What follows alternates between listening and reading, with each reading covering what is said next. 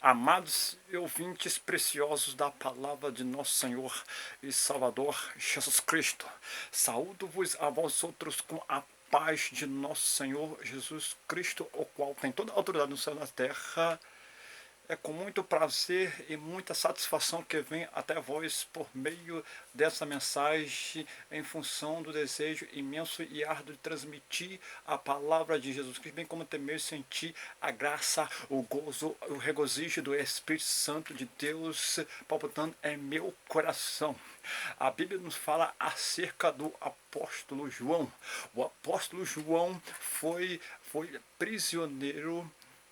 por causa da palavra de Jesus Cristo, bem como até mesmo por causa do testemunho que dera a respeito do Evangelho de nosso Senhor e Salvador Jesus Cristo. Ele foi preso na ilha de Patmos, onde foi arrebatado em espírito aos céus, no lugar onde tinha visto coisas inefáveis e gloriosas, das coisas que hão de vir e das coisas que havia sucedido em tempos de muito outrora na antiguidade. Nesse momento, quando ele tinha a visão inefável e gloriosa das coisas que estava acontecendo, que aconteceu, que hão de acontecer, eu quero enfatizar acerca da mulher que está sendo perseguida pelo dragão, o qual em sua fúria mirava somente no filho varão a fim de destruí-lo, de exterminar. No entanto, o Senhor estava com a mulher. O dragão está furioso com ela também, pois queria destruí-la. Essa mulher faz referência a Israel. Qual é o marido que precisa ser o provedor na sua casa, que é o homem? Qual é a mulher que precisa receber a dispensa, senão aquela que necessita do alimento, que necessita de sustento? Este marido é o Senhor, o Deus Todo-Poderoso, no sentido figurado, e a mulher é Israel, o filho varão que essa mulher estava concebendo em seu ventre é o filho varão, cujo momento de concepção o dragão se encontrava furiosamente tentando destruí-lo com tantas conspirações e maquinações. E esta mulher, em momento de dores, de angústia, concebeu e deu à luz ao filho varão, que foi arrebatado até o seu trono. Esse filho varão a Bíblia faz referência à igreja primitiva. Essa igreja primitiva era um povo que vivia nos primeiros tempos, próximo à pregação dos apóstolos, quando eles estavam sendo perseguidos pela assolação do Império Romano. No entanto, muito esse povo corroborou com o crescimento e a expansão do reino dos céus, bem como até mesmo do evangelho genuíno de Jesus Cristo em tempo de grandes aflições, de perseguições, onde havia muito mortes e assassinato de cristãos que dava testemunho da palavra de Jesus Cristo, pois quando eles morriam, sucumbiam nessas angústias, nessas tribulações, esse povo entendia que logo após a morte teria a recompensa do Senhor. No entanto, a morte não parava esse povo em crescer, em justificação, em crescimento espiritual, em maturidade e na fidelidade com o Senhor Jesus Cristo. E esse povo foi levado até um determinado lugar próximo do Senhor, fora da terra, onde estão esperando, aguardando um momento exclusivo a fim de julgar as nações, bem como até mesmo os anjos e todos aqueles a quem o Senhor confiado direito de julgá-los. Essa igreja primitiva está esperando esse momento determinado. Logo após, abaixo do texto, João tinha visto uma visão gloriosa acerca da batalha de Miguel e seus anjos contra dragão e seus anjos. Havia um contraste imenso, luz versus treva, Deus verso diabo, bem verso mal, amargo verso doce verso amargo,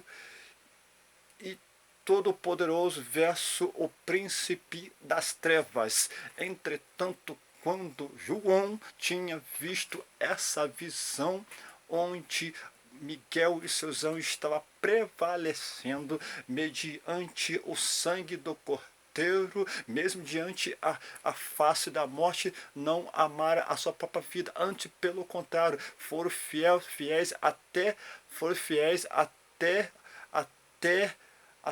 o diabo ser expulso dentre eles, e o bem venceu o mal,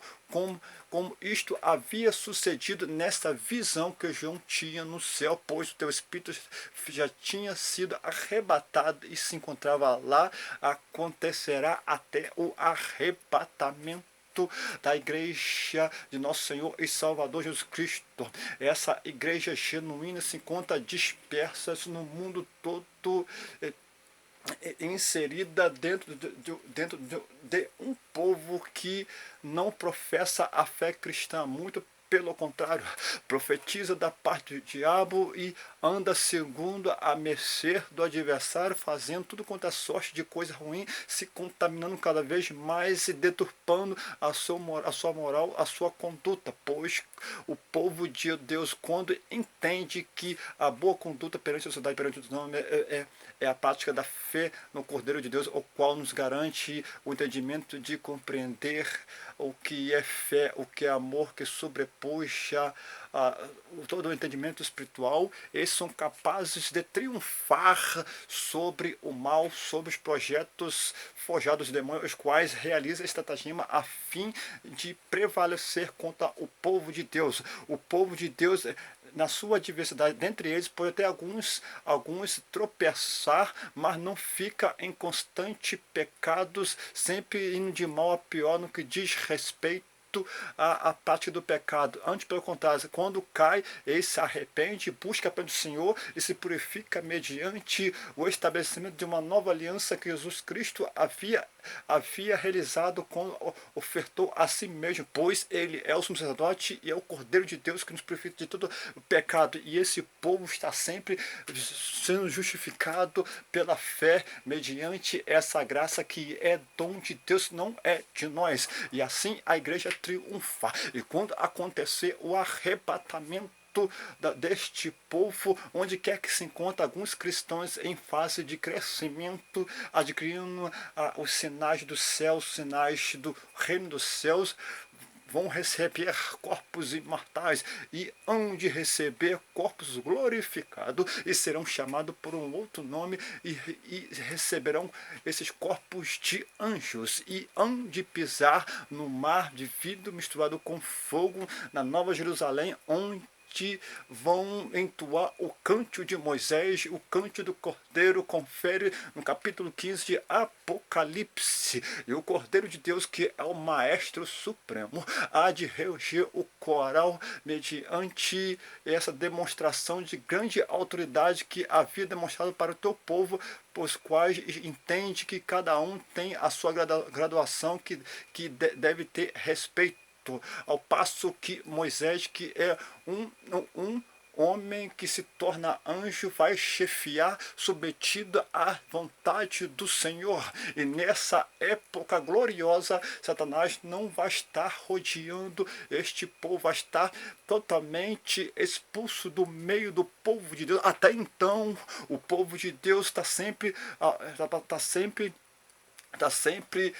em cativeiro, onde tem ao seu derredor os anjos tentando, querendo destruir, maquinando o mal a fim de surpreender. Portanto, o Senhor está sempre dando força para que eles prevaleça até acontecer o arrebatamento do povo de Deus. Confere isso na Epístola de Paulo aos Coríntios, capítulo 15, versículo 51 ao 55. Eis que vos digo o mistério: nem todo dormirão, mas todo transformado seremos no momento do abrir e fechar os olhos, ao ressoar da última trombeta, nós seremos transformados, porque é necessário que esse corpo destrutível se revista de indestrutibilidade, que esse corpo mortal se vista de imortalidade. E quando esse corpo destrutivo se vestir de indestrutibilidade, e o que é mortal se revestir de imortalidade, se cumprirá então a palavra escrita: onde está, ó morte, sua vitória? Onde está, ó morte, o seu aguilhão? Ou seja, Satanás, que é o acusador, não vai estar no meio do povo de Deus, mas vai ser expulso praticamente, e o povo de Deus serão anjos para sempre, sendo chamado por nome, por outro nome, por causa do Deus Altíssimo, que vai consolar e vai confortar e vai limpar do rosto todas as lágrimas, pois no período anterior do arrebatamento sofreu vilipêndios, tristezas, angústias, aflições, e este povo serão chamados povos eleitos, povos preciosos para com o Senhor, o qual tem a autoridade, bem como até mesmo como sendo cabeça de reger esse coral, tendo o arcanjo como seu superior, o qual confia essa autoridade de administrar o maior bem que o Senhor está preparando. E desde já eu vos agradeço por essa rica e maravilhosa oportunidade pela qual eu pude sentir essa graça e maravilha de ter a presença do Senhor em ministrar aquilo que se encontra em mistério e sendo revelado a vós outro. Amém?